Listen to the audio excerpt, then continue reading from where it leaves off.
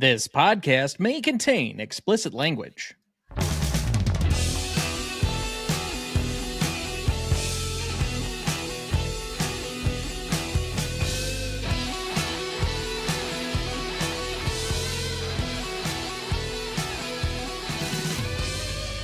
Welcome to the Greatest Movie of All Time podcast, the show that uses a unique grading style to redefine what the greatest movies are. I'm Tom Duncan.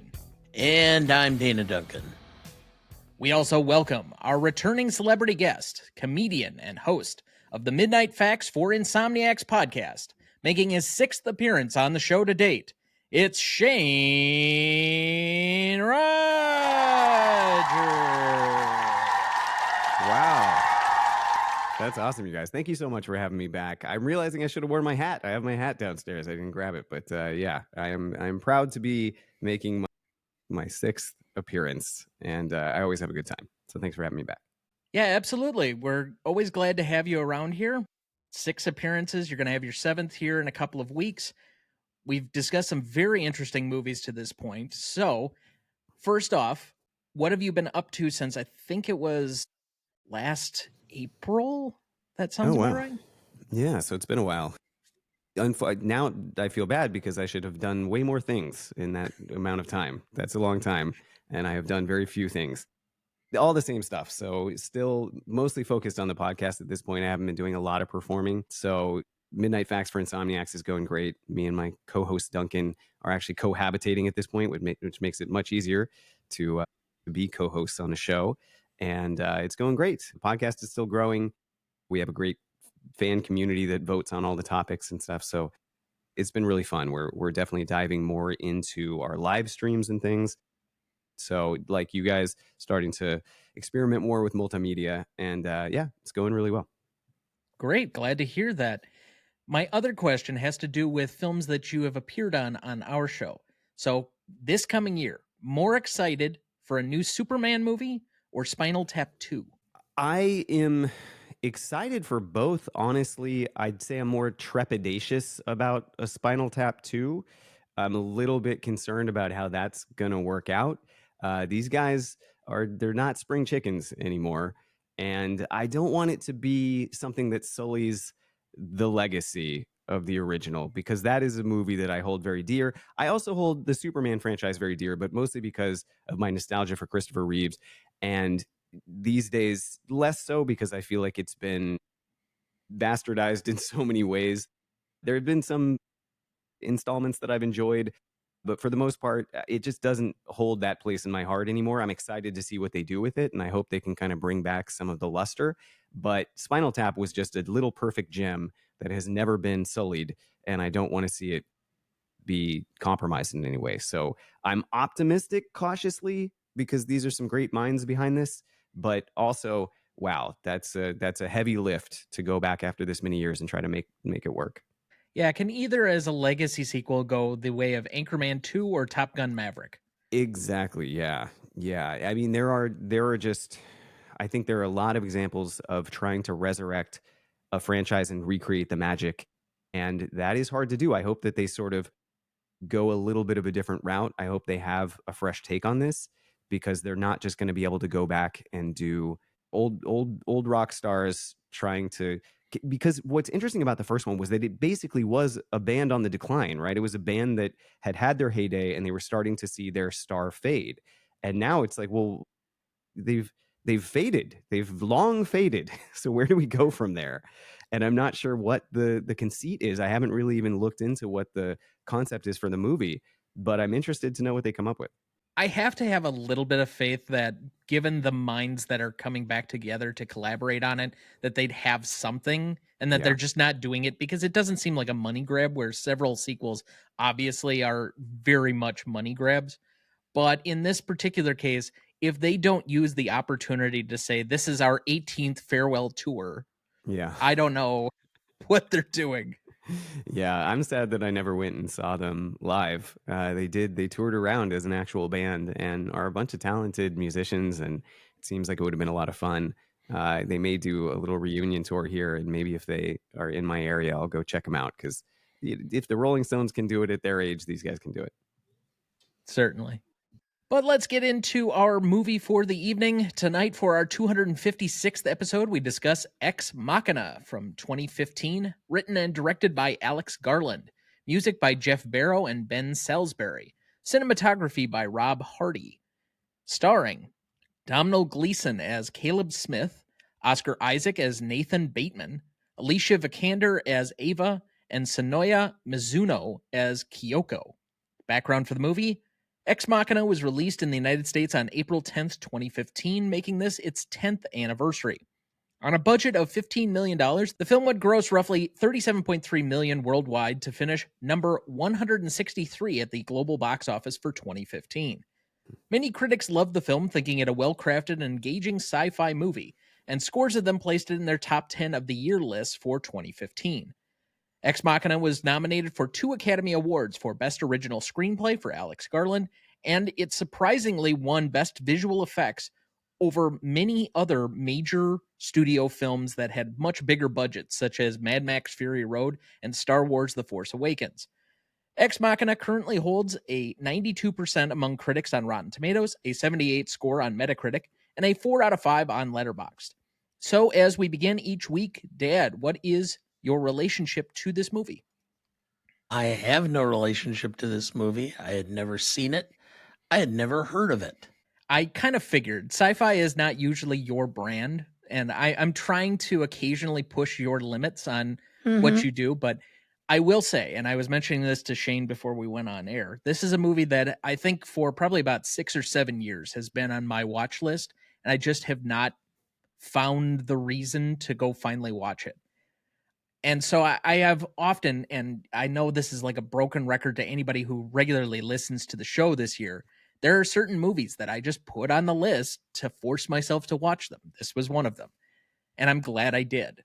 But Shane, I have to assume, since you picked this movie, that you have a longer standing relationship than either of us. I do. And we've talked a little bit. We were talking before we went on air about the fact that in the past, I've chosen movies that I just love, which sometimes doesn't make for the most stellar conversation because it's just me gushing about a film. This one, I think I've made that mistake to some degree because I do love this film, but I saw it without really having any expectations and was pretty blown away by it when it first came out. I own it. I've seen it many times. It's not a movie that I have this incredible nostalgic love for where I go to it and I feel, it's not a comfort food movie for me. It's a very uncomfortable watch every time I watch it. And I think that's part of the mystique of this movie for me. To me, it's not like a perfect film, and it's not one that I always think of when I think of the greatest films of all time and the things that I really love, but is a film that I find myself coming back to a lot because I think it is complicated and nuanced, and there's a lot of intentional discomfort in this movie. And sometimes I get frustrated when directors try to put you in a state of discomfort on purpose, but I think it really works. I think that's necessary for this movie. And so, yeah, I have sort of complicated and nuanced feelings about it, and I think it's a complicated and nuanced movie, and I love it for that. But I was very interested to get your feedback as two people that I respect, your opinions on films, and you watch a lot of classics. This is a movie that I think a lot of people wouldn't put alongside Citizen Kane or something, but I think that it is. I think that in a lot of ways, it's a really brilliant movie that I'm very curious to know kind of where you guys stand on it. And that's part of why I picked it, was not just because I really like it or because I wanted to celebrate it, but also I wanted to get more opinions on it because I'm curious about how other people feel about this movie, considering my own conflicted thoughts. Well, that transitions really well into kind of a new question that I've been asking as of, well, I guess it would be the first time this week. We technically recorded next week's film already, and I used it there first. So we're kind of like in a weird topsy-turvy back and forth between weeks at the moment. But I will ask this question, especially because when we have newer films that either myself or my dad has been exposed to, I think this is just a good starting point. Dad, did you like the movie? This is a very tough question. I thought it was well done. I was a little bored. Okay. That makes sense to me. You are much more rear looking. You like to look at the past, whereas I like to Mhm. be in the abstract of the future. And I like people, even though I can't necessarily anticipate where things are going, it's one of my drawbacks is I'm not great at always anticipating things that are especially like 5, 10, 15 years out. I can see and draw conclusions between what other people think, but my creativity stops at a certain point. But I do like to live in the environment where you're putting a lot of those pieces together. And so sci-fi in some ways has always appealed to me as a marker of where we could go. Not that where we will go, but where we could go. And so from that standpoint, I'm a little regretful I haven't seen it up to this point. I loved this film. I thought it was fantastic. I think on a secondary rewatch, it might go up to a 5-star on Letterboxd for me, but I have it a 4.5 right now. Yeah, it is interesting that you mentioned being bored by it. That is not something that I expected because I find it riveting. And I think the interesting thing about science fiction to me is that it always is about what's happening now. Like it is certainly a projection into the future of what could be as far as technology. But I think that the broader themes that science fiction is always wrestling with, we did an episode on science fiction. I'm a big sci-fi fan, excuse me. And I think that science fiction is always grappling with what's going on at the time. And it's using a future projection to sort of tease that out and to figure out where we might go based on the trajectory that we're in right now. And so that is interesting. It's always a time capsule of what people were thinking at the time and where they thought we were headed. So it is kind of fascinating. And I'm glad I did see it back when it first came out because I think it was very prescient in some ways. I can explain why I was bored. Here's the problem. First off, humans interacting or falling in love with inanimate objects happens all the time, whether it be love of money, automobiles, whatever. So it wasn't a stretch for me. The second thing, technology ultimately killing its creator, that's a theme that runs rampant. So Yeah. I didn't find anything that challenging about it other than the context that this was AI with a machine or an android, which, okay, it's setting in a different place, but it's a microcosm of what society has been and will continue to be. It just changed and updated it and made it into more futuristic commentary. And so to me, it just wasn't that enticing because, okay, I see what you're doing and I understand it, but I think I've seen this in multiple others. I mean, you could have swapped out the android for a beach ball or a volleyball and called it Wilson. Same type of thing. That's interesting. I mean, that's kind of what I expected maybe one of you to bring up because on this rewatch, that is something that was really clear to me that kind of jumped out that this movie is very cliched in a lot of ways. Everything from Her to Frankenstein to Metropolis, like there have been human creates machine, human complex emotions to machine, machine overthrows human. The Matrix. I mean, this is in a very long succession of movies that are very similar. And that was what I noticed on this most recent viewing is that in some ways it's predictable, in some ways it's cliched. It's a movie that has been done. But what I find interesting to me is how riveting I find it, despite the fact that these themes are so universal and so maybe overwrought in some ways. I still find it to be a brilliant movie. And so that was interesting to me. Like, I totally understand that criticism, and I think I share it in some ways. But I think what makes this movie great is that I still don't find myself bored by it at all. I find it to be a really, not even a fresh take, but just one of the best takes on something that has been done a million times. I don't know if you have to have something that's immensely complex to be good. I think I find this riveting because it's simple and it's Yeah. understandable. The reveal at the end isn't even really so much a reveal as it's kind of toying with where you're at and it's manipulating you intentionally, but not out of the realm of possibility with where things are going.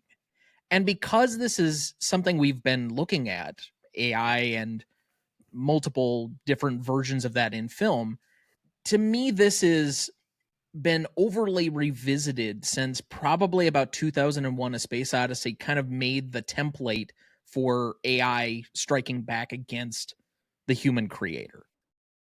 Well, I guess it wasn't exactly a human creator, but basically the archetype of what a rogue AI system looks like.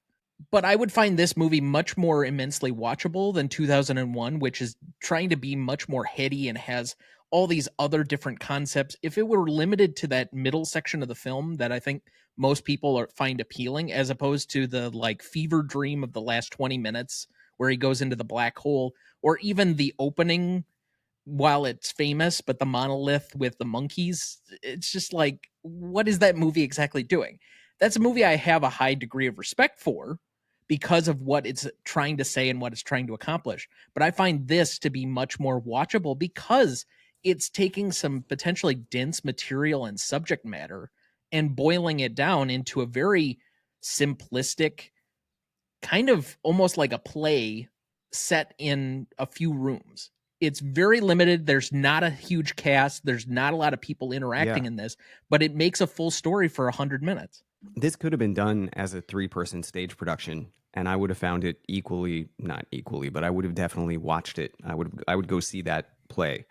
And I find it to be more of a psychological thriller on rewatches than a real science fiction film. But it is interesting. I mean, everyone, obviously these are subjective. I find 2001 to be so boring. Like, I can't sit through it. I thought it was this genius film, and I had always been told it was, and I had seen it in the theater when I was young. And I told my girlfriend in college, you have to watch 2001. And we sat down, and after like 2 hours, she turned to me and was like, can we just turn it off? And I was like, yes, thank you. I can't do this anymore.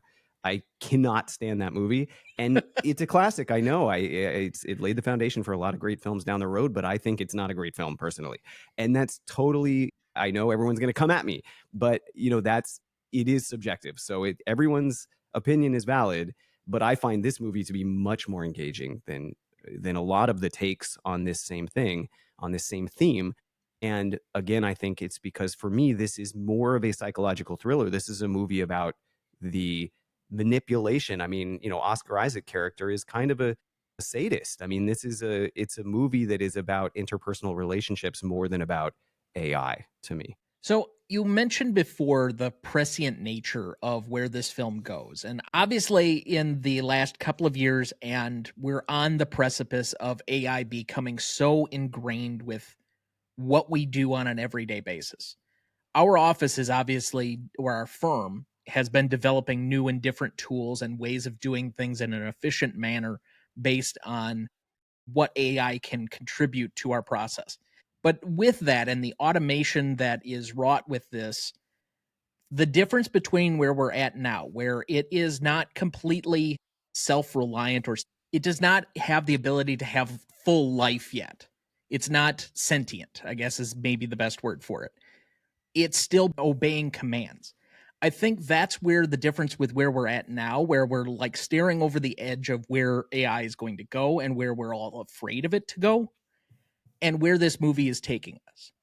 So what has this movie gotten right within the 10 years that it's aged so far, and what has it gotten wrong?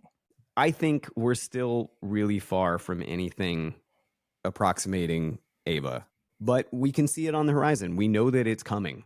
I think back then it was more speculative. It was more of a fever dream, as you mentioned. And now it's just, we know eventually there is going to be self-aware AI. It's going to happen. General AI is coming eventually. This movie obviously posits there's a lot of technology that has to be created, not just in the AI brain, but also physically. Like, we don't have any kind of robot that looks convincingly like a human. Maybe ones that can stand and walk around like a human, but they certainly don't. You would not be fooled.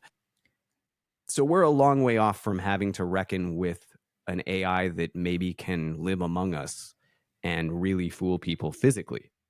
But we're certainly not that far from AI that can convincingly fool you over the internet.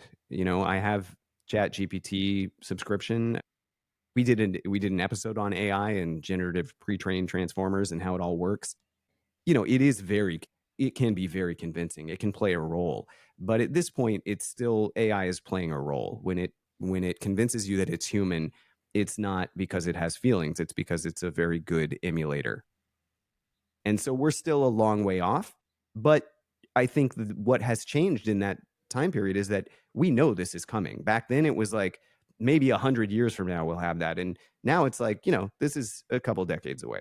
I don't know if will ever take the form of a human in the way that this movie is kind of anticipating.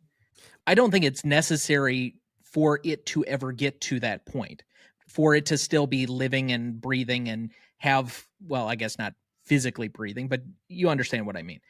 But I also don't think it's decades away. I think there is a possibility that there is not just self-generating AI, but like living on its own organism type of thing within 5 years, because the technology curve at an exponential rate. I was having a conversation with a professor of mine earlier today where I said the amount of movies we watch, and we look at films from like 1945 to like 1985, and the technology hasn't advanced that much. Like the fashion changes more than the technology. But since the internet age, it feels really apparent when somebody's using a flip phone comparative to a smartphone anymore. And it feels like the difference between 2001 to 2025 is vastly different from 1975 to 1995. There are two factors that will limit the advancement of AI to this level. One is the fact that the semiconductors have to get so small, the heat in them has a tendency to melt the silicone chip itself. And so they're having problems with that already.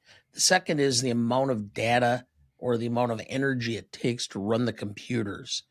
So they're already looking. I mean, they're going to build a huge data center in my community because we have 3 hydroelectric dams that were built for the paper mills that no longer exist. So they're going to tie this data center into these hydroelectric because the technology is available and it's enough to run a big chunk of the amount of power necessary to run AI within Wisconsin. So they're going to be starting to look for those. But that technology has to come from someplace. The infrastructure has to come from someplace. And so that's going to be the slow. It's not necessarily the technology or the innovation of doing it. It's getting the chips small enough that they don't melt and the energy sources. I mean, I would take issue with that. We've done a pretty good amount of research into this. You might be right, but what I'm looking at is if you look at what Boston Dynamics has done with robots, they can create at this point a robot that walks around. Again, the facial structure, the skin, that is all the stuff that's really far out. But I can get most of the AI work is going to be done in the cloud, right? So on my iPhone, I can get Siri, I can get ChatGPT, I can get a very convincing large language model on my iPhone, which you could just put in the head of a Boston Dynamics robot, and you've got something like Ava without the convincingly human elements. But something that walks around and talks to you like a person, I don't think is that far off, and I don't think that we are that technologically limited at this point. Again, for me, it's the skin, it's the face, it's the making it indistinguishable from a human. That is really far off.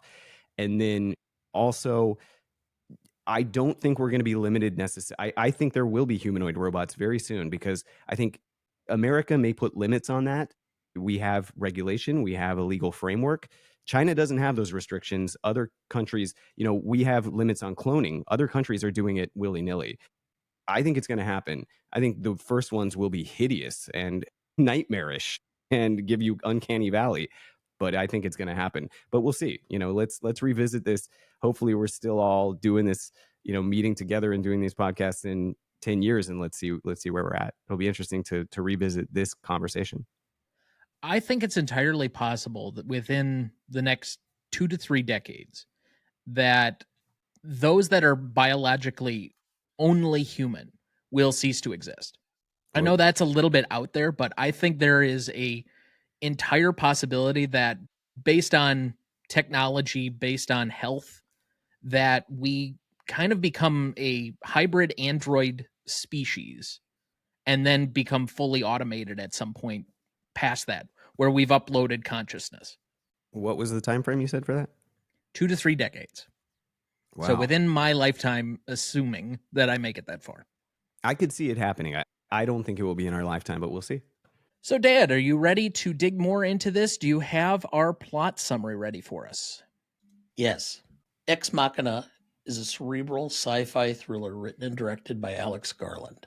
The story follows Caleb, Domhnall Gleeson, a young programmer who wins a company contest to spend a week at the secluded estate of his reclusive boss, Nathan, Oscar Isaac, a brilliant but eccentric tech CEO. Upon arrival, Caleb learns he has been selected to participate in a Turing test for Ava, Alicia Vikander, an advanced AI housed in a humanoid robot. As Caleb interacts with Ava, he becomes emotionally entangled with her, questioning whether she truly possesses consciousness or if he's being manipulated. Meanwhile, Nathan's true motives remain elusive, and the line between man, machine, and deception blurs in an intense psychological battle that builds to a chilling climax. Thank you. Did you know? The title derives from the Latin phrase deus ex machina, meaning a god from the machine, a phrase that originated in Greek tragedies. An actor playing a god would be lowered down via a platform or machine and solve the character's issues, resulting in a happy ending. Did you know? The location of the house in the movie is the Uvet Landscape Hotel in Norway. Did you know? Oscar Isaac said he based his characterization of Nathan on Bobby Fischer and Stanley Kubrick, who he sees as a mysterious, elusive genius. The now iconic look of the latter also served as an inspiration for his beard. Did you know? When Nathan is about to pass out from drinking, he's reciting a scripture from the Hindu Gita. Quote, "In sleep, in confusion, in the depths of shame, the good deeds a man has done before defend him." According to the J. Robert Oppenheimer book, American Prometheus, Oppenheimer translated and recited that poem a few days prior to a failed explosive test. And finally, did you know? In an earlier draft of the screenplay, Nathan reveals to Caleb that he has no idea if his Jackson Pollock painting is authentic. Nathan states that he purchased the original painting and used it to fabricate a perfect replica, after which he then selected one of the paintings at random and burned it. And with that, we will take our first break, and we will be right back.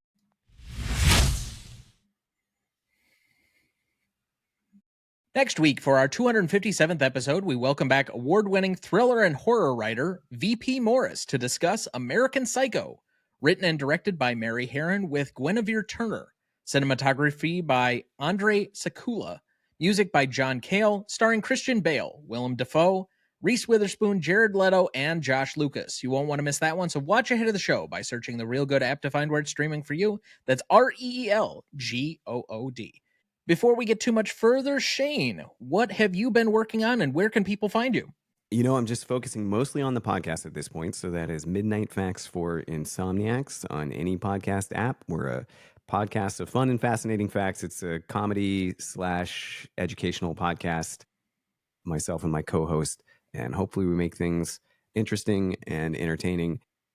Yeah, any podcast app and Instagram as well. Check us out. And Dad, you've listened to them numerous times before. Has it helped your insomnia?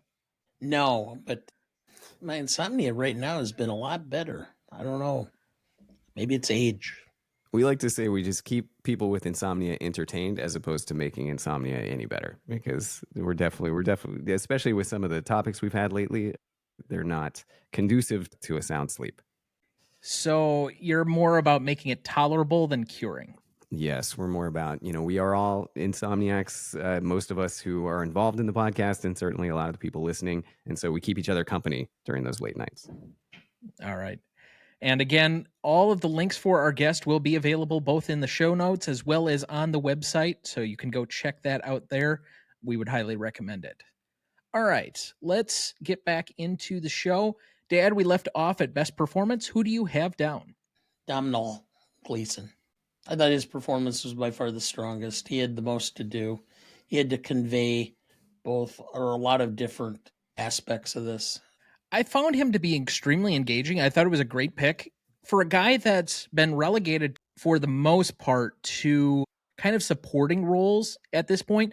And I know he's in at least one other major movie outside of Star Wars in this particular year. This was kind of like his breakout year, but I've always found him to be somewhat of you have to, as him being written as the audience avatar, get into his shoes and have the same kind of moral conflicts that he's going through throughout the movie in order for it to work for you. So I find it a little interesting that you are on record already saying that this was kind of boring, but he's your favorite, or not favorite, but the best performance for you, because I think you have to buy that performance in order for the movie to work. Okay. Well, but the simple fact is I can appreciate the acting and I can appreciate the story. I can appreciate the movie and how it was made. I just was not that engaged in it because I don't know. I just kind of knew what the plot was going to be and kind of figured out how it was going to end beforehand. And so it just wasn't as thrilling along the ride as it might be for others. I had Oscar Isaac. I think that all three of the primary, there's like a fourth who sort of is ancillary, but I think the three characters I could have chosen, I could have made a case for any of them. I definitely think Domhnall Gleeson was incredible in this. I love the acting in this movie. I thought that he's very believable. He is very engaging.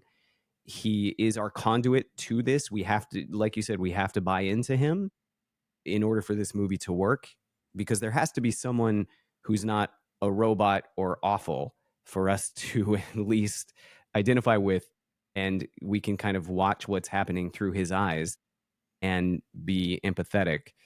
And I thought he was great. His face is so emotive and sort of vulnerable. But Oscar Isaac to me is a force in this movie. His charisma, spoiler alert, I think he's the most charismatic performance.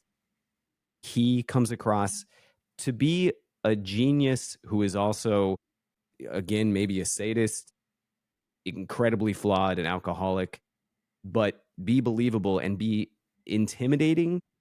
I find him very, very complicated, and he's a character that to me, it just, the heat comes off the screen when he's in the frame. I was just kind of blown away the first time seeing this movie. That was what really stuck with me and I don't think Oscar Isaac was a big star when this came out. He hadn't done Star Wars yet. And I remember thinking like, whoa, who is this guy? He's going to be big.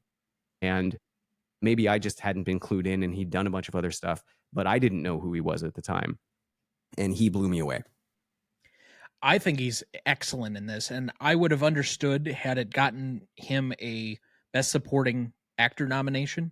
But the only thing I think he'd really done up to this point that was like a major role, or at least had gotten some type of attention, maybe not amongst the general population, but was A Most Violent Year the year before in 2014, which I also think is a very well done film. So if you haven't watched that one, I would recommend it. But he's great in that lead performance. But he's so nefarious here as kind of the villain who's not the villain, but he is. One, it's a great piece of screenwriting, but he does so much that's not necessarily on the page.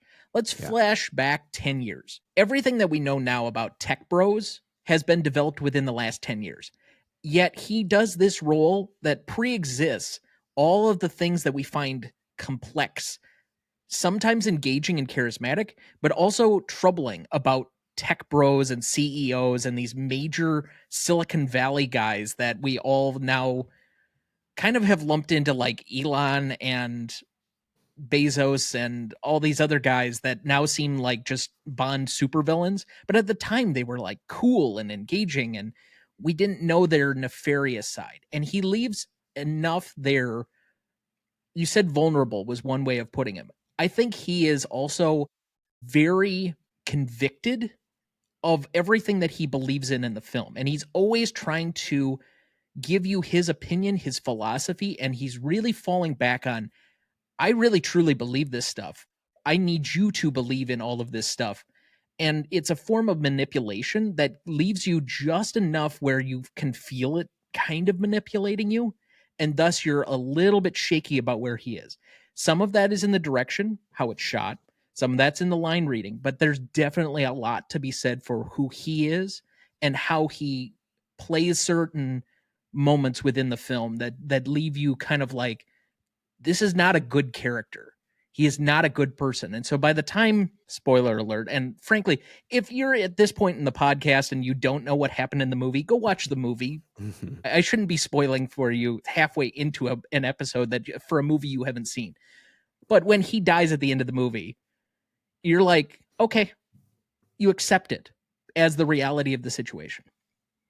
And he projects, to me, a likability with this undercurrent of menace that grows throughout the film. I just thought it was masterful. I mean, I just think it's such a multifaceted performance. I could almost feel that I wanted him to like me, like the God, I'm gonna kill his name. It's all right. It's Domhnall one of those Gleeson. Gaelic names, yeah. Domhnall Gleeson character. He's the kind of guy that you want his approval, and yet you start to recognize that he is not a good human, and he's Right. very flawed and very menacing. And I just thought, to come in with that kind of confidence for an actor who wasn't who he is now, it was a real statement for me. And that's why, like I said, he really put Oscar Isaac on the map for me. And he did nail that toxic masculinity tech bro culture before it was even really a trope, you know? And it's such a slow build, which to me is what makes it really effective. Because at the beginning of the movie, you're just kind of like tossed in. They have kind of a silent scene to open the movie where you're not really sure exactly what happens. But by the time you're on the helicopter, it's like, all right, we're literally just going to drop you in to this movie. So you're in almost real time, the same as Caleb. Again, the audience avatar being taught who all of these people are, and you're trying to navigate through it. Which is why I found Domhnall Gleeson to be the most charismatic person in this movie, because he was the one I connected to the most, because he's supposed to be the one I connect to the most. His back and forth meditations on whether he wants to side with the AI or he wants to side with Nathan, who's his boss, who's his benefactor, who's his host. I feel the conflict within him constantly trying to pigeon back and forth. But by the end of the movie, again, and I shouldn't have to say spoiler alert, but I will, that when Nathan seems to have the upper hand in that moment, but truly, then you get the reveal that, nope, Domhnall Gleeson has pulled a fast one on you and outthought you for a guy that you thought was a decent programmer, but you're supposed to be this prodigy, I think was a masterful stroke in the writing and the plotting for me. And that's what really paid off in that moment. And the rest of it's just kind of like tapering down off of that final moment of that decision. Things have already been set in motion, and that's where we're going. And so you both have identified Domhnall Gleeson was my most charismatic, and Oscar Isaac is my best secondary. But to circle back, and I have a propensity to give it to writers and directors often for my best performance, but due to the totality of everything that's working here, the acting, the cinematography, the limited scope and the production design of this setting. Again, you're working with 2 or 3 primary characters and maybe a tertiary character on the side who has no lines. I think we mentioned it kind of like a stage play. This plays out kind of theatrically in the line delivery, in the scope, the scale, but to create an engaging movie that I was really sold on. I have Alex Garland as my best performance. So, Dad, who is your best secondary? I had Alex Garland, and in large part because of the script. The script was it was well done because it was clean.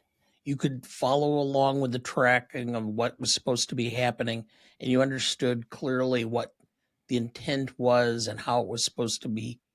It could have been a lot more dense, but I think the more dense it was, the less engaging the film would have been. The one thing I'll also give it credit for, there are a lot of terms within this that they do a good job of explaining without feeling like it's a file scene or an exposition dump. So, like when they're discussing the Turing test, or Turing, excuse me, test, I think that was actually a fairly well done scene of providing you a lot of information, but not making it feel like, oh, I'm sitting through a lecture. Yeah, and they use the Oscar Isaac character and his sort of bro code thing to kind of dumb it down too, because they'll use Domhnall Gleeson, his nerdiness, to kind of start explaining the in-depth coding behind something, and then they have Oscar Isaac kind of jump in and go, "Come on, man! It's just, what do you think about it?" Right? So immediately it kind of drags it down to like an everyman level where we can understand it, but they're still getting some of that exposition in, which I thought was very clever. And I agree 100%. I didn't think of giving it to Garland, but wow. I mean, I think the script, that is clean, is a great way to describe it. I think concise. I think there's no fat on this movie. It knows where it's going, and it gets there with the least amount of flab possible. And it feels like a very sparse and yet well fleshed out film to me. He does so much with what seemingly is so little. You have 3 primary actors, you have a very like almost one setting type of situation. It's very minute, and yet he makes a very compelling 100-minute movie that didn't need to be more than 100 minutes. If it had been any more than this, if you'd stretched it out to 2 hours, this movie would not have worked. Yeah. And I think he understood that as a first-time director. And it's very intimate to the point of almost claustrophobia, and I think that's on purpose. It's intended to be a small, you're putting 3 personalities, 2 people and a personality, under pressure. And that's kind of what the Oscar Isaac character is doing, right? He's creating a situation and seeing how it plays out, a stress situation, and seeing how it plays out. And that's almost what the movie does. That's almost what Garland is doing. So Shane, who did you have as your best secondary then? I had Domhnall Gleeson. I thought that I agree with everything you said about his performance. I think he's a necessary character. He is the other side of the coin to the Oscar Isaac character. And I thought that he was great in it. And again, kind of the vulnerability that he projects, you feel everything from his facial expressions. He has such a very understated and yet incredibly expressive face. And I just thought it was great. I really loved his performance. He could have easily been overshadowed and almost on an actor level bullied by Oscar Isaac, the way that the character is being bullied. But I think that his acting stands up to it. I think that he, is as laudable and notable. I would put those guys almost on the same level. I just had to choose one. So I almost flipped a coin between the two of them. And for those who don't know, I think most of the people listening to this will probably know this, so you can tune this out for the next 10 seconds. But he is the son of renowned Irish actor Brendan Gleeson from In Bruges and Banshees of Inisherin fame. So he has definitely a familial lineage towards this. But you mentioned kind of the vulnerability. I think he has kind of an innocent streak in this movie, which is somewhat against type, when most people have probably only seen him be this kind of villain, intense, aggressive role in Star Wars. Mm-hmm. He did a great Black Mirror episode, and this movie to some extent plays out like a really, really great Black Mirror episode. But he was, if you've seen that episode, it's similar. He is a very empathetic character. So I knew that he could do that, but I think he can pull off both brilliantly. So I had Gleeson as my most charismatic, but either of you, where did you go for charismatic? Oh, you know what? Shane, you already said you had Oscar Isaac. I had Oscar Isaac, Yep. Yeah. I had Alicia Vikander. She had to be in a position where she had to put herself into a position where you actually did start to develop your own emotions towards her, your own protection of her. So she had to be both vulnerable and manipulative at the same time. And so I think she just took over the screen whenever she was on. I find myself, of the primary characters in this one, probably the least connected to her of the 3 primary people, because a lot of the drama that's being played out is kind of this war of philosophy and morals between Nathan and Caleb. So I think we spend so much more time with them, and we're mostly from Caleb's perspective in interacting with Nathan. Whereas we only get very small select moments with Caleb and Ava. And while I agree with you, there are definitely moments where you're kind of generally attracted to her.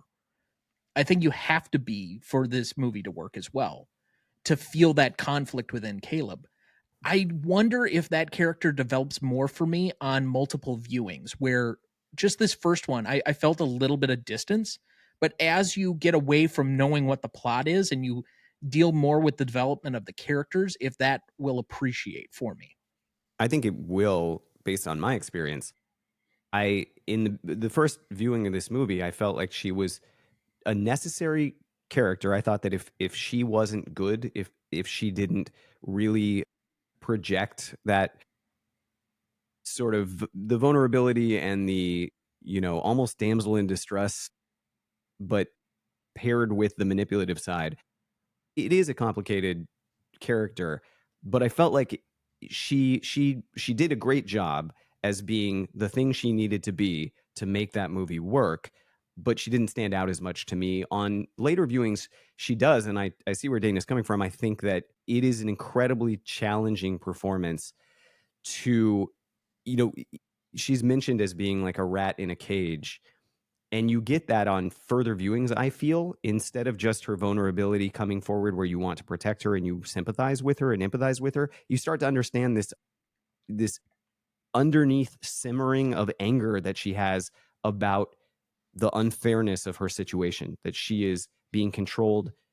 When she has a great line where she talks about, he says, I don't have any control over this situation. And she says, like, why should anyone have control over this situation? Why am I being controlled? And you start to get more of the sense of her kind of simmering anger and hatred in it. And she's a much more, on further viewings, she's a much more, I think, she has a lot more agency than I realized on the first viewing. And I think it's a very understated performance that I've appreciated more. I just think maybe she just doesn't even have enough screen time really for me to give it to her, but I thought she was great. One of the reasons that I wonder if this would appreciate, and I think you've kind of delved into that a little bit, I think the ending reveals so much of the character's agency and manipulation throughout the movie that you don't suspect is there until it's kind of revealed. That going back and seeing it, it's kind of like any movie that has a twist ending. You're looking for clues in advance for, did I see this coming, or was this just completely out of left field? Yeah. So it's like Kaiser Soze, or it's the ending to Ocean's 11, or anything that has kind of that puzzle box feel. You're looking for stuff, and so maybe I'd be able to see a little bit more there now that I know what the final conclusion of everything is. And I think you realize that it works because she set that foundation that you didn't even realize was happening. But she has to actually, when you go back and watch it again, I think you recognize that she is projecting those emotions that I just kind of wasn't picking up on. But subconsciously, I was, because they had to be there for it to be believable at the end. And I think she lays that foundation really well. Let's move to best scene then. I have 5 nominees here. My first one, I have Arrival, which is Caleb arriving on the helicopter and then first meeting Nathan. Then I have his first night there, when he kind of wakes up and has kind of, for lack of a better term, an insomniac session, starts wandering around the facility and such. Then I have kind of a skip forward to session 4, which is where there's probably the most sharing and vulnerability between the two. They both seem to be on the floor. They're somewhat co-equals in this moment, as opposed to one is standing versus the other one kind of being seated in a lot of these sessions. This is one where they finally seem to really make a spark or a connection, and is also the one where he starts to question whether she's flirting with him. Then I have Endgame, which I will say is kind of the moment of reveal between the back and forth. Nathan isn't going to drink. Then you find out about the extra camera placement. Then the reveal that the coding had already been done. Domhnall Gleeson had already prepared this well in advance. And then probably the death scene, let's say. I'll include that all there as that end game sequence, even though it's probably about a good 10 to 15 minutes of the film. And then finally, I have epilogue, which is Vikander going in the helicopter, assimilating into society, and kind of seeing what humanity is like for the first time. So, out of these, what did I miss? It's really hard for me to choose a favorite scene, or at least the best scene. That's just tough. There are scenes that I think function on different levels and are great for different reasons. One of the scenes that I maybe would be my favorite scene, which I know we're going to talk about in a minute, but I almost would put it as a best scene, is the dance. There is a moment where it hasn't been made clear whether the other woman is a robot. We probably all assume that she is, but the way that Domhnall Gleeson is clued into the fact that she's a robot, it's never spoken. She eventually reveals some of the inner workings, but by then you already know she's a robot. There's just this brilliant scene where they do a choreographed dance and you can see in his eyes, oh, I get it now. This is, it's confirmed. And it's quirky and a weird scene, but also, again, kind of menacing and manipulative on Oscar Isaac's part. It's him sort of, once again, asserting dominance over Domhnall Gleeson and also over this woman that he has programmed to entertain him in every way he wants. And that, to me, was a really revelatory scene, just showing how the underpinnings of manipulation here and how deep that goes. And so that, to me, is one of my favorite scenes. It's one of the things that really stuck with me about this movie. So I would have put that on best scenes, and maybe it'll be my favorite scene. But otherwise, I think, for me, probably Endgame would be, it kind of wraps everything up so nicely. I think, to Dana's point, it is a little bit contrived. It's a little bit predictable, but I think it's earned by that point. I felt like it works for me. Dad, did I miss any other nominees you'd like to include? No. Okay. So getting back to Shane's point here, I think Endgame is the best scene, my favorite scene, and the most indelible moment. And even though I would agree that there are some predictable parts about it, particularly that he had already anticipated where Oscar Isaac was going to go, yes, that's somewhat predictable, but it still at least left me satisfied that it was enough of a twistish type of thing. But to me, the real twist in this whole thing is the setup of what the actual test was. In that the entire test was whether she could escape or not. And to me, that's the complication in this whole thing. She's been supposedly manipulating us throughout the entire movie. He's been manipulating us. And it's basically we're in the middle trying to war between these two factions, one who wants to escape and one who wants to control. And not knowing that that was the entire game that was being played and having it kind of be revealed for me was so fun in that moment. So I think because the entire movie is leading to that point, that slow burn, that particular moment, and then everything after that is having to do with that few moments in the climax of the film, that I find that to be the most engaging, and I have it sweeping all of these for me. Yeah, I think I would agree. I have session 4 as my best scene because it's the most emotional and there's the connection you can feel being built. My favorite scene is the first night because it kind of sets the emotional tone for the film. His bewilderment, his kind of awe, at the same time, concern, fear that kind of comes through, that he's not sure where this is going to end up or where it's going. And then, but the most indelible moment for me is the end game.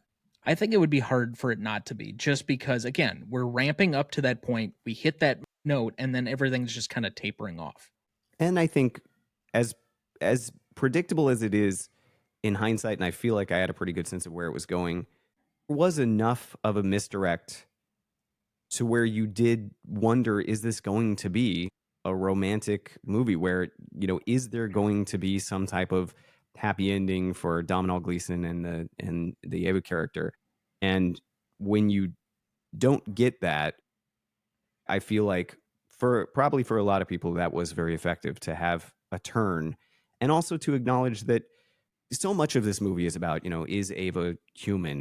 What is humanity? What makes us human, and what do you have to have in order to be considered something worthy of emotion and living a life?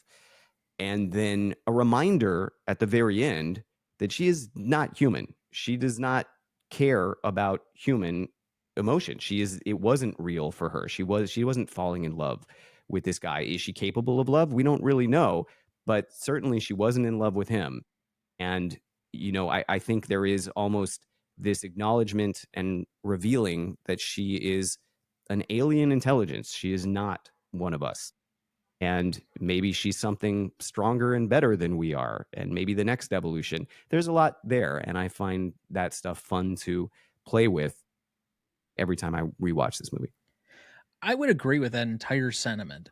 I think what the movie does so well is leading you both in one direction, that Nathan is the controlling manipulator, and so it puts you on edge as to whether or not he's right, and then takes you in a very harsh left turn when you figure out the level to which his depravity has manifested. When you see all of the female robots and what he's basically done, it's kind of masturbatory, quite literally. But on the second wave of this, it totally swings back in the other direction when it is that reveal that she's also been working to manipulate him the entire time.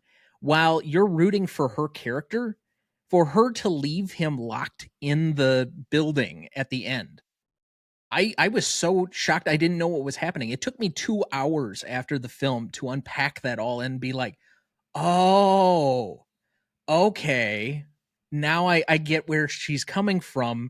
It was never about him. There was never an actual connection. He was just always going to be the manipulated one caught between these two powerful forces. So that looks like a good spot for our second break. We will be right back.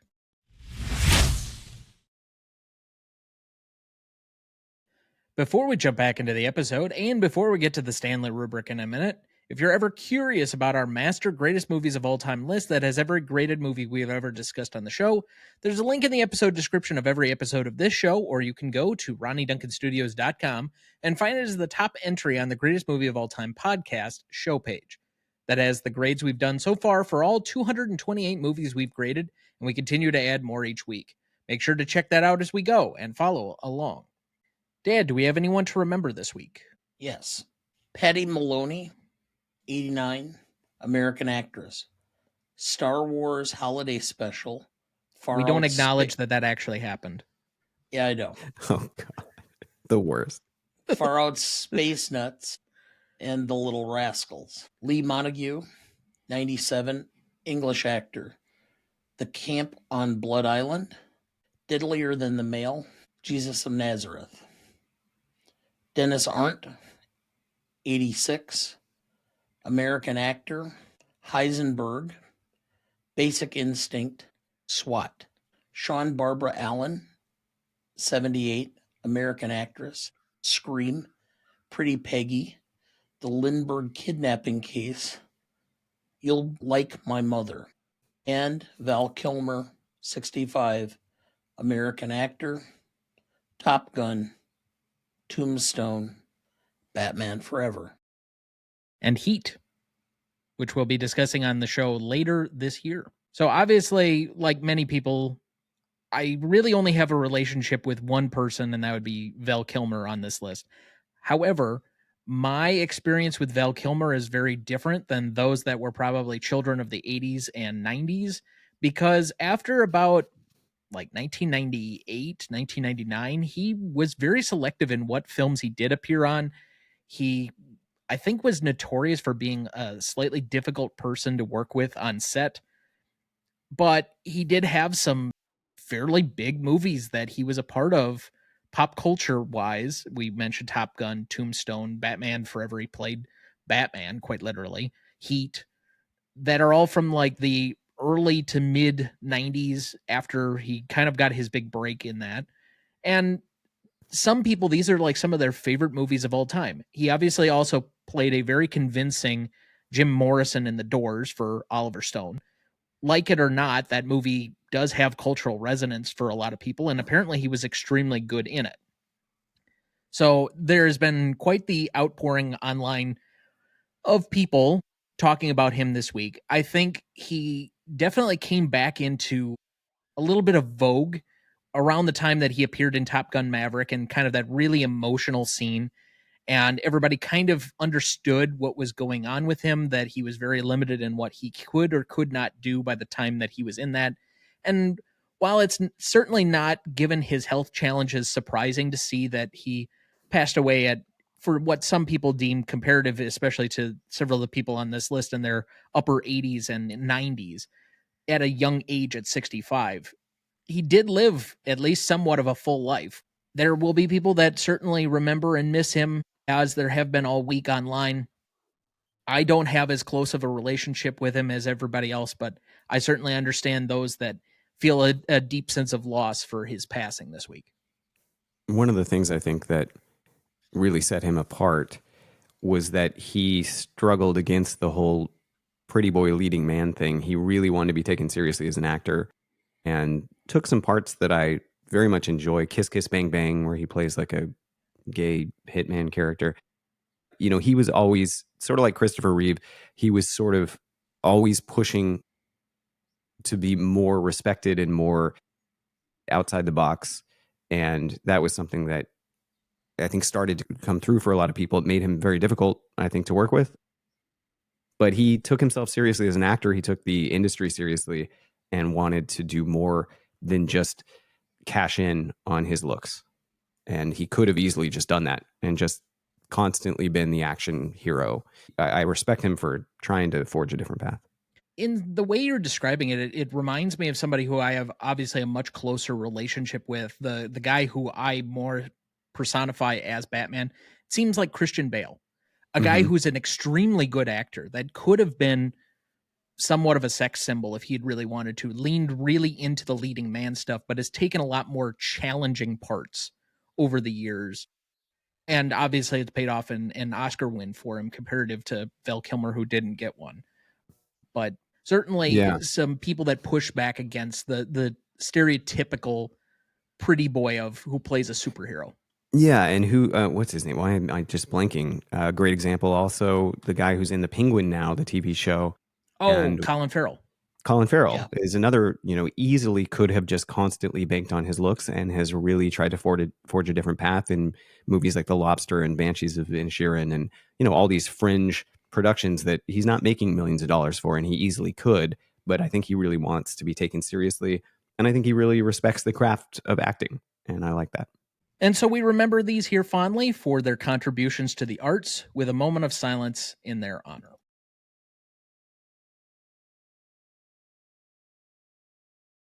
Thank you. Let's go to best lines. I don't think there are a ton of funny lines in this one, but there are some really thought-provoking ones, in my opinion.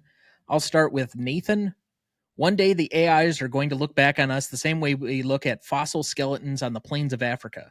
An upright ape living in the dust with crude language and tools, all set for extinction. There were some funny little throwaway lines. Nathan at one point says, "It's Promethean, man." Like, there were just these kind of bro code lines that came out that I thought were funny, coming from, again, this genius, right? Nathan, isn't it strange to create something that hates you? That's Ava. That's said by Ava. Is it said by Ava? Okay, I don't know. Sorry. It's all right. Caleb, did you design Ava's face based on my pornography profile? So creepy.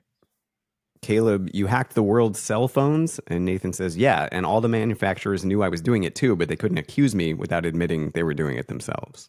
Caleb, what was the real test? Nathan, you. Ava was a rat in a maze, and I gave her one way out to escape. She'd have to use self-awareness, imagination, manipulation, sexuality, empathy, and she did. Now, if that isn't true AI, what the fuck is? Caleb, if you've created a conscious machine, it's not the history of man. That's the history of gods. Yeah, I love that line because later Nathan references it, but twists it to make it seem as if he's indicating that Nathan might be godly when he says, I wrote down that other line you came up with, the one about how if I've invented a machine with consciousness, I'm not a man, I'm a god. And Caleb says, I don't think that's exactly what and Nathan says, I just thought, fuck, man, that's so good. When we get to tell the story, I turned to Caleb and he looked at me and said, you're not a man, you're a god. And Caleb says, yep, but I didn't say that. Caleb, some people believe language exists from birth, and what is learned is the ability to attach words and structure to the latent ability. Nathan, it's funny, no matter how rich you get, shit goes wrong. You can't insulate yourself from it. I used to think it was death and taxes you couldn't avoid, but it's actually death and shit. Nathan, come on, buddy. After a long day of Turing tests, you gotta unwind. I'm out. I have one more. Nathan, there you go again, Mr. Quotable. I have one more.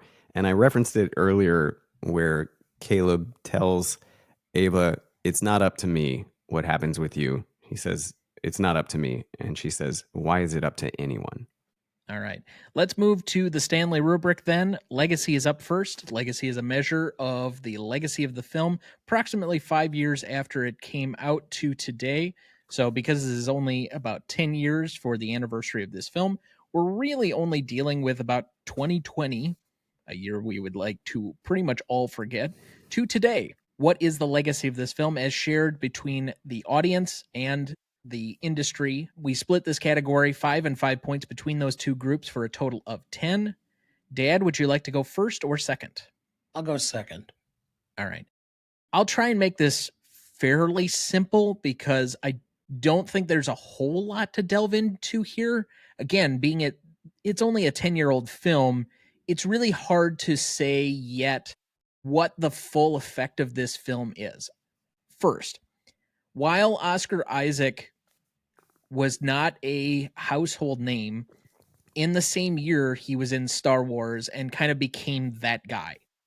And while the Star Wars movies and your mileage on the sequel trilogy may vary, I thought 7 was good. I thought 8 was good, although that one's very controversial. I thought 9 was terrible and it basically ruined 7 and 8 for me.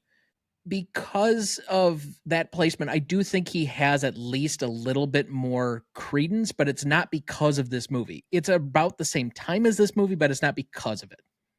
Likewise, Domhnall Gleeson, also in Star Wars, and he goes on to do some other various projects and different things, but it's not that he's known for doing this movie. If there's one person that I would say really kind of exploded because of this movie, again, Alicia Vikander is not it. She had already appeared the previous year in a franchise film, in the Jason Bourne film, which was also not very good. So I do think that there is at least one person, though, that you can accredit because it was his directorial debut, that it was critically well received, that went on to do something more significant, and that's Alex Garland. I think he's done 5 movies up to this point, including last year's Civil War. He's at least a director with some name recognition at this point. Among cinephiles, pretty much only. I won't say that for the general public that he's a name much like Christopher Nolan or Steven Spielberg. Obviously, he's not on that level. And I wouldn't even say he's on that next rung of creative artists that people actually know yet. He's more of the independent filmmaker, kind of in that mix of people like Sean Baker. When you say that name to cinephiles, they know who you mean. But when you say Alex Garland to the average person, they're going to be like, who? So with that being said, I think his career going on to do some bigger things gives this a slight leg up. And it also catches all of these younger people on their moment right before they kind of break out. Alicia Vikander got a different franchise right after this in Tomb Raider, kind of the reboot of that. Oscar Isaac, Domhnall Gleeson go on to be in Star Wars, so they become a lot more well-known. So I'm going to go with a 2.5 on that. And on the audience side, this is a very small film that I don't think a lot of people saw. I would be surprised if anybody from the general population really watched this film. It's one that you kind of have to seek out. It's not like appearing on the front of Netflix anytime soon. So with that, I will say that's at a 2. So I have a 4.5. Industry. I gave it just a little bit higher rating for the industry because of the fact that I think it did move the careers of all of the major players. So I'm at a 3. And as far as the public, I agree with you completely, Tom. It's a 2, 135th film for the year, I think you said. Well, first off, we usually only attribute the box office to the impact and significance, even though this is a very closely Correct, narrow but film being 10 years out, but it was 163rd at the global box office for okay. the year. Well, and it hasn't gotten any legs. That's where I was going with it. It's not like it's a cult classic that people have searched out to find more. There are some people who do like it and look for it and whatever, but so I'm at a 2 there. So I'm actually at a 5. Yeah, I agree for the most part. I guess the only thing I would take issue with is I think it has had more legs than we're giving it credit for. It's not a cult classic, but this is a movie that over the years, more and more people that I know have brought up and referenced. My stepdad, who is not a big sci-fi guy, my mom, they watched it and said, "Hey, have you seen that Ex Machina movie from years ago? That was great." It was very well reviewed, and it was definitely an industry darling, even though it certainly didn't do well in its release year. So I think it's gotten a little bit more of legacy than we might be giving it credit for, but we'll see. I think the problem with science fiction movies is that they're always harshly evaluated as they don't hit the mark going forward. And if this movie ends up being super prescient, maybe it will be evaluated much more warmly in the future and become a cult classic. If it doesn't, then it'll be forgotten. But it certainly did advance some careers. And I think among a niche segment, it's incredibly popular and has gained some momentum over the years, at least in the circles that I run in. So I would give it probably a 3 for both. And so I'm at a 6. So that's a 5.17 average between the three of us. Then impact and significance. This is a measure of the impact and significance within the initial 5 years after it was released. So roughly 2015 to 2020. How was this impactful or significant within the two groups that would feel it the most, the industry or the audience? Shane, let's start with you. I mean, I kind of feel the same. I might go a little bit lower since it's such a narrow scope of time. And I think that this is a real slow burn movie that over the years has become, it was very well reviewed at the time. And thus I think it has ended up on more and more lists and been discovered by more people. Some other podcasts that I listen to that are movie oriented have gone back and revisited this movie because I think it was so instrumental in kind of launching some careers and I just think it's a well-made movie. I think it's an incredibly well-crafted movie. And so I would probably go within the first 5 years, audience-wise, 2.5, industry-wise, 3. Okay, so you have a 5.5. I'm not terribly far from where you're at, although I give a little bit more of a discount to the audience at the time. Again, without the critical acclaim and the awards recognition that it did get in surprising as a best visual effects over the heavily favored, like Mad Max Fury Road got all of the technical awards that year.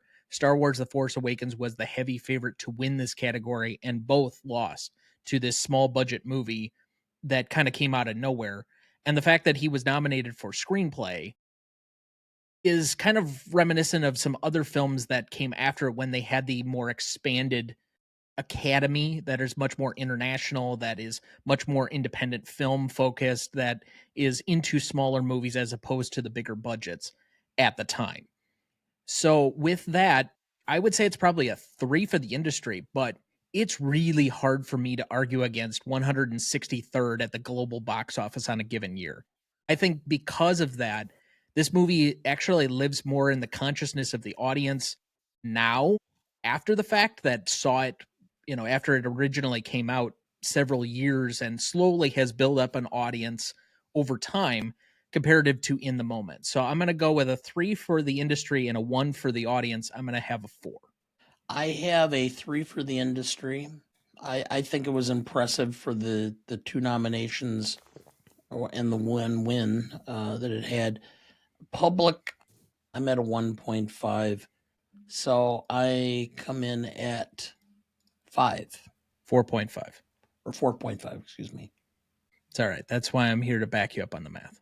4.67 average between the three of us.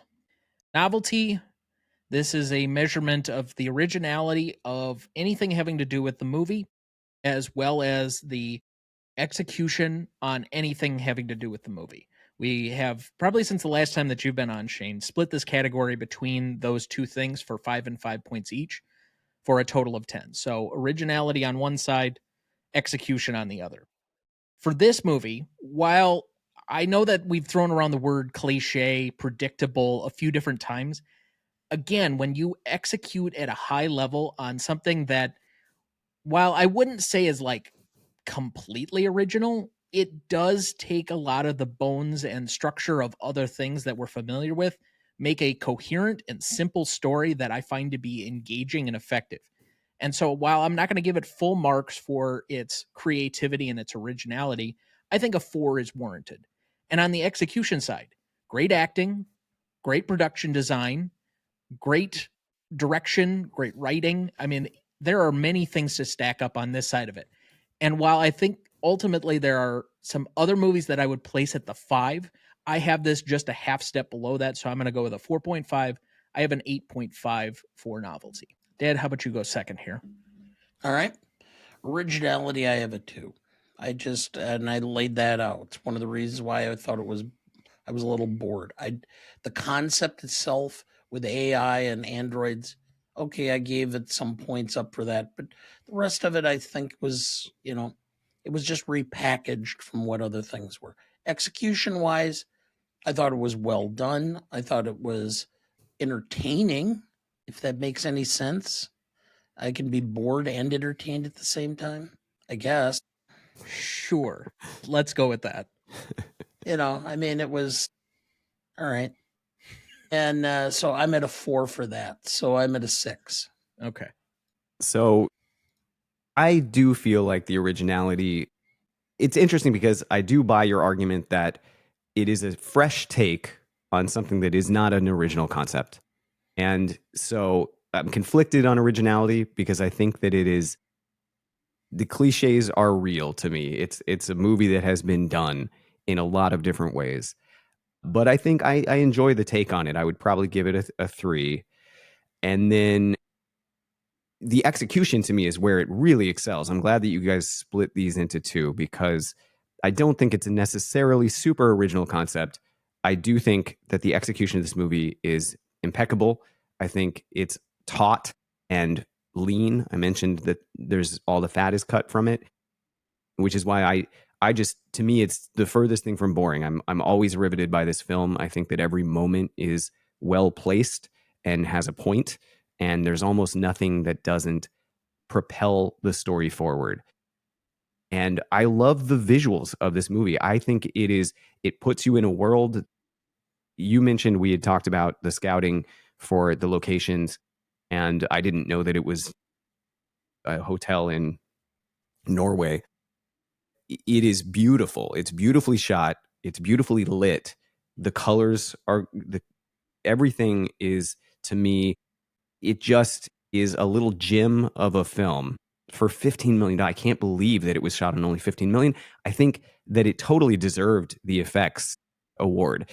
These effects are impeccable. I feel like I buy into everything. They're very detailed, from her torso, the way she moves, everything works.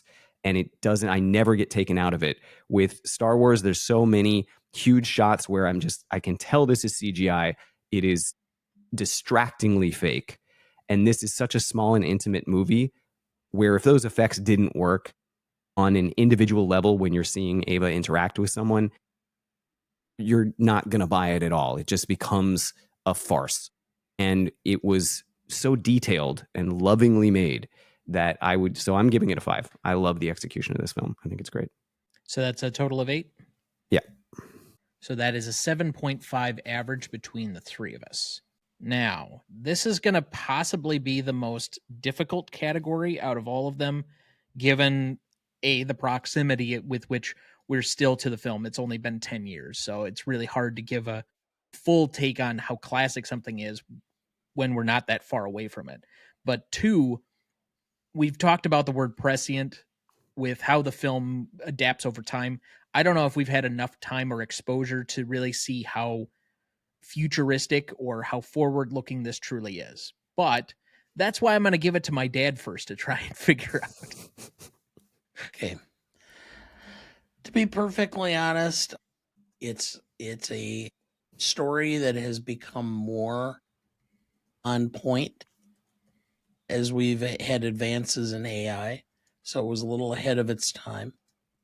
The concept involved with both intrigue, sexuality, manipulation, etc., is right on point. I don't find anything out of proportion to what reality was. I guess I'm just going to give it an 8 because I think it's pretty on point. I think it could be done today and it would be just as good released now as it was 10 years ago. There is very little to change. That's interesting. I was sort of leaning toward going lower because it's just a time will tell situation. But what's really interesting about what you said to me is that we have had major advances in AI since this movie came out, and yet this movie is still spot on and could be made today and nothing would need to be changed. And so that does bode well for the future, I think, for this film. It still is a time will tell situation, but I think it could potentially be a classic, and it might be, again, it might seem more prescient in 10 years and might be reevaluated in very positive light. I would probably go like 7.5. So originally I was going to go with like a 7 on this. I think you've convinced me to possibly reconsider that in one way. One, we have traditionally, as of this season, updated from going from the baseline of 7, where we start at our starting point, given that we've said for the 5-6 seasons of this show, it's easier to go down with whether something is aged well or not than it is usually to go up. But we've all made the point that I really don't think there's anything that's troubling or problematic about anything really to do with this movie. While there are some things that it may get wrong around the fringes, the basic concepts it's using and borrowing, because it's relying on stuff that's come before it in some ways, are a lot of universal themes that I think it would be really hard to misstep if you're steering into those. And so because of the ubiquitous nature by which it kind of controls the majority of its plot line, I don't really have anything to knock this movie for. So at this point, it's just a matter of, are you adding points to it? Now, I can't give this timelessness because to me, usually timelessness starts around 25 to 30 years. We've basically created that as our baseline for whether you can add points for it just being that classic. But there are two things that I think you could add points up for. One you have both already mentioned, which is that the technology aspect of it with AI and how close we are to looking over the edge of where we're coming to the uncanny valley and everything else that's about to happen with AI being much more ingrained in our lives. So I think that point has aged well. The other point that I'll make here is that going back to what I said about Oscar Isaac in our second section, he really gets what we think of tech bros now 10 years later than we did at the time that this was made. So I think that's extremely ahead of its time and actually makes for a very different viewing experience 10 years on from my first watch of this than it probably did for people at the time. So with that in mind, I'll match your 8. And so that's going to be a 7.83 average between the three of us. Okay, so let's move to our last category where we're involved, rewatchability. We'll let our guest go first. This is the one where I think I'm going to be probably the outlier because I don't necessarily love this movie the way I love Spinal Tap. I can rewatch Spinal Tap a million times. It's nostalgic. It's always funny to me. It's comfort food. This movie is not comfort food to me. It is a complicated movie that makes me uncomfortable in a lot of ways. But I have watched it probably 7 times and I own it. And so for me, just because I think it's such a good, well-crafted, impressive film, the acting to me is, I could just watch it just for the performances. I love the visuals. I love the styling of it. It is a little gem of a complicated movie to me. So I could watch this over and over again, and I'm going to give it a 9.5 for rewatchability. I've seen it many times, and I'll see it many more. I am probably going to rewatch it because I should, and see if maybe the second time through I find it more personally appealing. But really, to me, the last half an hour of the film is the part that you really need to rewatch more than anything else. You can gain a lot from just that last half hour. So I'm going to go in with a 4. It's a little higher than I originally had planned, but the more I'm thinking about it, the more I'm going, maybe this is one that I tried not to go in with prejudgment, but maybe I was a little bit too much. Maybe I should watch it again, type of deal. So 4 is kind of where I put that. As for me on rewatchability, I've been trying to take a little bit more of a objective look at rewatchability as opposed to most of the subjectivity we've traditionally had on this show for several seasons, with all kinds of various tests back and forth over whether something is rewatchable or not. I think this is a very engaging movie. I think it's an intellectually stimulating movie, at least for me. I think the story is simple enough comparative to the denseness of a lot of sci-fi that the average person could probably pick up on this and not have really too many issues at all. And it's just really well executed on a visual standpoint, on a cinematography standpoint. Again, the acting is great, the writing is great, and it's not particularly long. It's 100 minutes. I didn't find it to be particularly slow in many areas. So from that standpoint, I have it at a 7. So that would give us a 6.83 average between the three of us. For audience score on this one, we had an 85% for Google users and an 86% for Rotten Tomato users, giving us an 8.55. So to recap the categories, we had a 5.17 for legacy, a 4.67 for impact and significance, a 7.5 for novelty, a 7.83 for classicness, a 6.83 for rewatchability, and an 8.55 for audience score, giving us a final total of 40.55, and currently placing it on our list between Full Metal Jacket and Indiana Jones and the Last Crusade at number 192.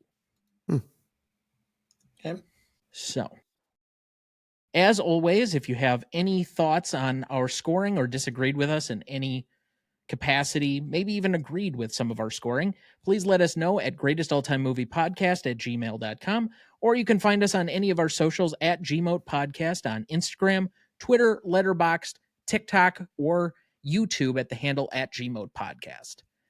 Let's move to remaining questions on this one.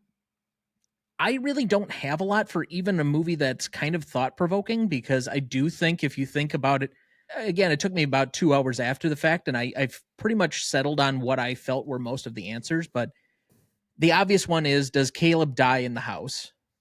I don't think that's as important to the overall message of the film by the end of it, but I have to assume he does. There's really, other than the helicopter pilot, there's nobody else that's going to come to the house unless summoned, and unless he figures out a way of tapping into the security system that he's already overridden, what's his means of escape? Yeah, he doesn't have the card to do that. I think the implication is that he's going to die. And a question for me is sort of, I think the open-ended question is, how does Ava do in the world?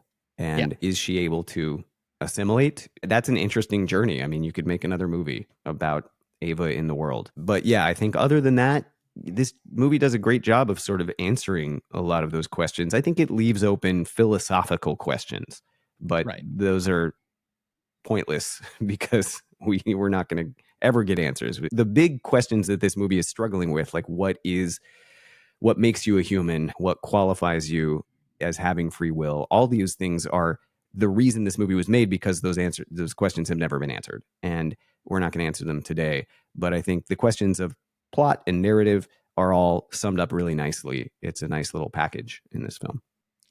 I would agree with you. I think the only other question I would have is not whether she assimilates, but whether that's her intent. Does she just want to live as a human in some ways, or does she have like grander, ambitious plans? Like, I think a lot of the pushback we get among people who are fearful of AI is that it wants to take over the world. And in this case, you're at the cross section. She's gotten to the one place when she says earlier in the movie, I'd like to go see a traffic intersection because I want to see the crosstabs of humanity. Well, if you're only interested in kind of being human, then you're not really interested in taking over. And it doesn't necessarily give you the indication that even though she's manipulated everybody to this point, that she really wants to take over anything, but she wants to have the freedom and liberty to kind of live her own life as a human being, more or less. One thing I love about this movie is that it also doesn't go, we've talked about there are a lot of cliches in this film, but it doesn't go the Pinocchio route. She is not trying to be a person. She never talks about like, I only wish I was a real girl. None of that is there. She doesn't want to be a human. She wants to go observe humans. She wants to go to a place where they interact so that she can understand them and watch them and maybe partly figure out how to coexist with them or navigate the world. But she never indicates that she wants to become human or that she envies our emotions or that she feels less than. In some ways, she feels persecuted and she wants to go be her own being, but that being does not necessarily need to be a real girl. And I found that refreshing. I like that idea that AI, again, and we see it when she leaves Caleb, she's not trying to be a human. A human would have let him go because they have empathy for him. That's not what she is. And she's not pretending. She is pretending to be that because she is not that. And we get that driven home at the end of this film, which I love. Couple of points. One is, obviously, Nathan has interactions with his company and various other individuals. Eventually, the fact that there's complete silence is going to ultimately make inquiries. There is a chance Caleb does survive because of the lack of anything. Everything just shuts down. Somebody's going to say, was there an accident? What's going on? All right, so that's number one. Number two, what's Ava's power source? I mean, is she got the AI capability to design her own ability to change her power? And if that's the case, in order to change her power, she'd have to have some sort of override that would give her power while she changed the power source. So her long-term viability is in question in my mind. I assumed that we're supposed to assume that she has that figured out because otherwise she's not going to go get on. She's not stupid.